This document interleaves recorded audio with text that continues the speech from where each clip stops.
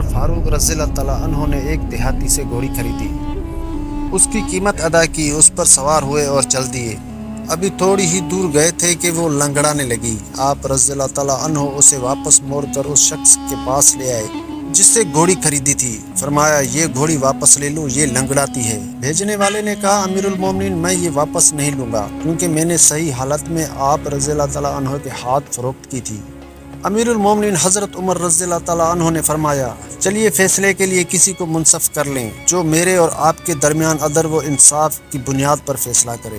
اس لیے کہ اسلامی اصول یہ ہے کہ دو آدمیوں میں اختلاف ہو تو تیسرے کو حکم فیصلہ کرنے والا بنانا چاہیے کہ وہ ان دونوں میں فیصلہ کرے۔ لہٰذا انہوں نے اپنے درمیان ایک حاکم بنا لیا۔ بدوی نے کہا، کیا تشریف بن حارث کندی کا فیصلہ آپ کو منظور ہوگا؟ حضرت عمر رضی اللہ تعالیٰ عنہ نے فرمایا، مجھے منظور ہے۔ لہٰذا دونوں فیصلہ کرانے کے غرض سے قاضی شریح رحمۃ اللہ علیہ کے پاس پہنچے۔ انہوں نے پہلے دیہاتی کی بات پورے اطمینان سے سنی، پھر حضرت عمر فاروق رضی اللہ تعالیٰ عنہ سے کہا، امیر المومنین، کیا یہ گھوڑی جس وقت آپ رضی اللہ تعالیٰ عنہ نے خریدی تھی اس وقت صحیح چل رہی تھی اور سالم تھی؟ فرمایا، ہاں۔ قاضی شریف رحمۃ اللہ علیہ نے کہا، اے امیر المومنین، جو چیز آپ رضی اللہ تعالیٰ عنہ نے صحیح حالت میں خریدی اسے اب اپنے پاس رکھیے یا پھر اسی حالت میں واپس لوٹائیں جس حالت میں آپ رضی اللہ تعالیٰ عنہ نے اسے خریدا تھا۔ امیر المومنین نے قاضی کی شریح رحمۃ اللہ عنہ کی طرف بڑے عجیب سے دیکھا اور فرمایا، کیا یہ فیصلہ انصاف پر مبنی ہے؟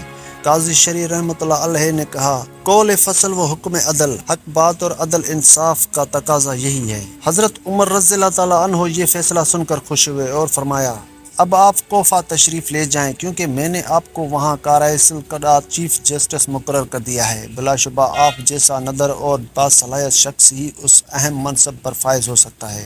جن دنوں امیر المومنین حضرت عمر رضی اللہ تعالیٰ عنہ نے حضرت شریف بن حارث کندی رحمۃ اللہ علیہ کو رئیس القضاء چیف جسٹس کا منصب سونپا، ان دنوں وہ مدینہ منورہ کے معاشرے میں غیر معروف اور غیر مشہور نہ تھے بلکہ اونچے درجے کے صحابہ کرام رضی اللہ تعالیٰ عنہ اجمعین اور بڑے مرتبہ کے تابعین رحمۃ اللہ میں خوب جانے پہچانے جاتے تھے۔ ہر حلقہ میں انہیں قدر کی نگاہ دیکھا جاتا تھا۔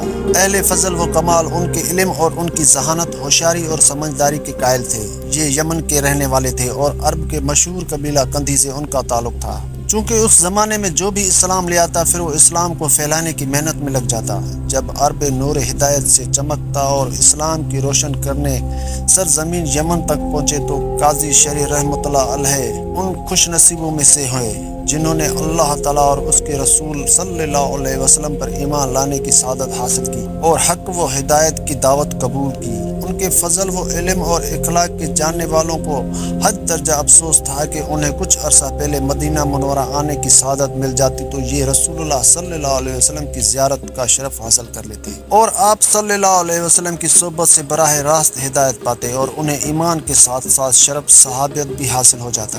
اس طرح خیر و بھلائی ہر طرف سے انہیں اپنی لپیٹ میں لے لیتی، لیکن یہ ان کے مقدر میں نہ تھا۔ ہوتا وہی ہے جو اللہ تعالیٰ چاہتا ہے۔ حضرت عمر فاروق رضی اللہ تعالیٰ عنہ نے اس وقت جب کہ اکابر صحابہ کرام رضوان رضی اللہ علیہ اجمعین موجود تھے، ان کی موجودگی میں ایک تابع کو اتنا بڑا منصب سونپ کر کسی جلد بازی سے کام نہیں لیا بلکہ جس میں جو صلاحیت دیکھی وہ منصب اس کو عطا کر دیا۔ اس لیے آپ رضی اللہ تعالیٰ عنہ کے بعد حضرت عثمان، حضرت علی اور حضرت امیر معاویہ رضی اللہ عنہ سب نے ہی ان کو اس عہدے پر قائم رکھا، یہاں تک کہ حضرت معاویہ رضی اللہ تعالیٰ عنہ کے بعد کے خلفاء بنی امیہ نے بھی آپ کو اس منصب پر قائم رکھا۔ الحمدللہ آپ نے 107 سال تک کی عمر پائی جس میں سے 60 سال تک اللہ تعالیٰ کی دی ہوئی توفیق سے قاضی کی حیثیت سے خدمات سر انجام دیے۔ مسلمانوں کی تاریخ صفحات قاضی شریح رحمۃ اللہ علیہ کے مبارک عدالتی فیصلوں پر پسندیدہ اقوال اور قابل رشک کارناموں سے بھرے پڑے ہیں جس سے ہر خاص و عام فائدہ اٹھاتا ہے۔ ان میں سے ایک فیصلہ ملاحظہ ہو۔ ایک روز حضرت علی رضی اللہ تعالیٰ عنہ کی پسندیدہ اور قیمتی زرہ جو جنگ کے زمانے میں حفاظت کے لیے پہنی جاتی ہے گم ہو گئی۔ تھوڑی ہی عرصے بعد انہوں نے ایک ذمہ شخص مسلمان حکومت کے ماتحت رہنے والا غیر مسلم کو دیکھا کہ وہ زرہ کوفہ کے بازار میں بھیج رہا ہے۔ حضرت علی رضی اللہ تعالیٰ عنہ نے اس زرہ کو دیکھتے ہی پہچان لیا اور فرمایا، ارے یہ زرہ تو میری ہے، ایک رات دوران سفر راستے میں اونٹ پر سے گر گئی تھی۔ زمین نے کہا، اے امیر المومنین، یہ میری زرہ ہے اس لیے کہ یہ میرے قبضے میں ہے۔ حضرت علی رضی اللہ تعالیٰ عنہ نے فرمایا یہ ذرا تو میری ہے، نہ تو یہ ذرا میں نے کسی کے ہاتھ بھیجی ہے اور نہ ہی یہ ذرا میں نے کسی کو تحفہ دی ہے۔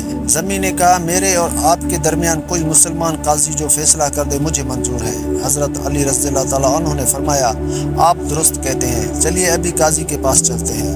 دونوں قاضی شرعی رحمۃ اللہ علیہ کے پاس چلے گئے اور وہاں عدالت میں جا کر کھڑے ہوئے۔ قاضی شرعی رحمۃ اللہ علیہ نے حضرت علی رضی اللہ تعالیٰ عنہ سے پوچھا آپ کیا کہنا چاہتے ہیں؟ حضرت علی رضی اللہ تعالیٰ عنہ نے فرمایا میں نے اپنی یہ ذرا اس شخص کے پاس پائی ہے جو مجھ سے فلاں رات میں فلاں جگہ سفر کے دوران گر گئی تھی، اور اس شخص نے نہ تو یہ ذرا کسی سے خریدے اور نہ اس کے پاس کسی کی طرف سے یہ ہدیہ آئی ہے، لہٰذا یہ ذرا مجھے واپس دلائی جائے۔ قاضی شرعی رحمۃ اللہ علیہ نے زمیں سے کہا آپ اس کے متعلق کیا کہنا پسند کریں گے؟ اس نے کہا یہ ذرا میری ہے چونکہ اس وقت میرے قبضے میں ہے اور میں امیر المومنین پر کسی قسم کا کوئی الزام لگانا نہیں چاہتا ہوں۔ قاضی شرعی رحمۃ اللہ عنہ نے حضرت علی رضی اللہ تعالیٰ عنہ کی طرف دیکھا اور ارشاد فرمایا اے امیر المومنین آپ کے سچا ہونے میں مجھے کوئی شک نہیں، یہ ذرا بلا شبہ آپ کی ہے، لیکن چونکہ اس وقت مقدمہ عدالت میں ہے اسے اپنی ملکیت ثابت کرنے کے لیے آپ رضی اللہ تعالیٰ عنہ کو 2 گواہ پیش کرنا ہوں گے۔ حضرت علی رضی اللہ تعالیٰ عنہ نے فرمایا ہاں میرا غلام قمبر اور میرا بیٹا حسن میرے حق میں گواہی دیں گے۔ قاضی شرعی رحمۃ اللہ علیہ نے کہا اے امیر المومنین غلام کی گواہی آقا کے حق میں اور بیٹے کی گواہی باپ کے حق میں قابل قبول نہیں۔ حضرت علی رضی اللہ تعالیٰ عنہ نے یہ سن کر ارشاد فرمایا سبحان اللہ، ایک جنتی آدمی کی شہادت قبول نہیں کیا آپ نے رسول اقدس صلی اللہ علیہ وسلم کو یہ فرماتے ہوئے نہیں سنا؟ حسن اور حسین رضی اللہ تعالیٰ عنہ جنتی نوجوانوں کے سردار ہیں۔ قاضی شرعی رحمۃ اللہ علیہ نے کہا امیر المومنین یہ درست ہے، لیکن میں باپ کے حق میں بیٹے کی گواہی کو جائز نہیں سمجھتا۔ حضرت علی رضی اللہ تعالیٰ عنہ نے زمین کی طرف دیکھا اور فرمایا یہ ذرا اپنے قبضے میں ہی رکھیے کیونکہ میرے پاس ان کے سوا کوئی گواہ نہیں۔ یہ صورتحال دیکھ کر زمین نے کہا امیر المومنین میں گواہی دیتا ہوں کہ یہ ذرا آپ ہی کی ہے۔ پھر وہ تعجب سے کہنے لگا اے اللہ، اسلام میں انصاف کا معیار کتنا اونچا ہے۔ آج امیر المومنین اپنے ماتحت قاضی سے فیصلہ کرانے کے لیے پیش ہوئے اور قاضی نے سماعت کے بدلے فیصلہ امیر المومنین کے خلاف میرے حق میں دے دیا۔ میں گواہی دیتا ہوں کہ وہ دین جو اس قسم کے فیصلے کرنے کا حکم دیتا ہے وہ برحق ہے، اور میں آج اس سے متاثر ہو کر عدالت کے سامنے سچے دل سے اقرار کرتا ہوں۔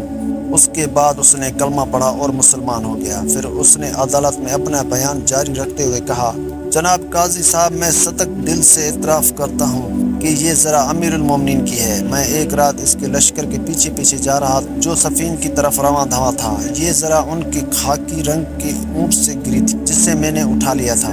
حضرت علی رضی اللہ تعالیٰ عنہ نے اس کا بیان سن کر ارشاد فرمایا چونکہ اب تو مسلمان ہو گیا لہٰذا یہ ذرا میں نے تجھے بطور تحفہ دی اور اس کے ساتھ ہی یہ عمدہ گھوڑی بھی تجھے بطور تحفہ پیش کرتا ہوں۔ یہ واقعہ پیش آئے زیادہ عرصہ نہ گزرا تھا کہ یہ شخص جنگ نہروان کے دن حضرت علی رضی اللہ تعالیٰ عنہ کی قیادت میں خوراج کے ساتھ لڑائی کرتا ہوا شہید ہو گیا تھا۔